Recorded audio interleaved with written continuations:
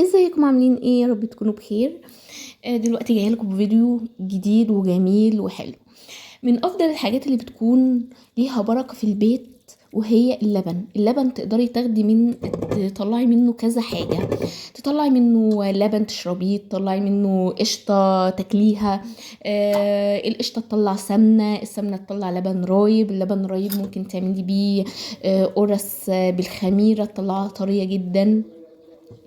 اللبن له كذا، يعني اللبن له كذا حاجة تطلعها منه، تستفيدي منه بكذا طريقة وبكذا حاجة.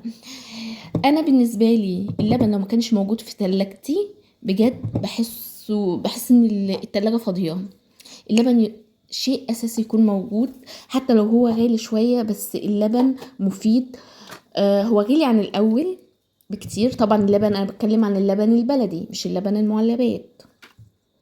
هو هو غالي شوية بس انت بتطلعي منه كذا حاجة. ممكن تطلعي قشطة منه تاكليها الصبح بعيش او حاجة. انا بالنسبة لي كنت بحوش قشطة اللبن، تمام، لحد ما وصلت الكمية 2 كيلو وربع. ال2 كيلو وربع طلعوا لي سمنة في حدود كيلو ونص، وطلعوا لي لبن رايب.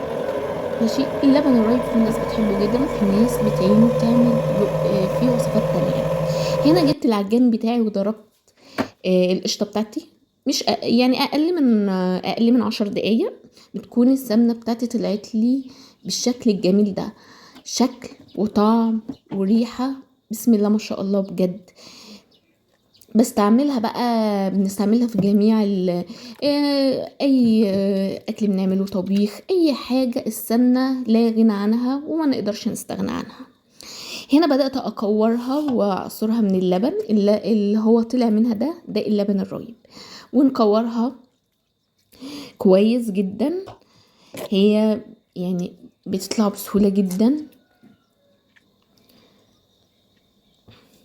بجد يا جماعة. يعني أنا بالنسبة لي اللبن ده شيء أساسي بستفيد منه لأكتر من حاجة، ما نقدرش نستغنى عنه.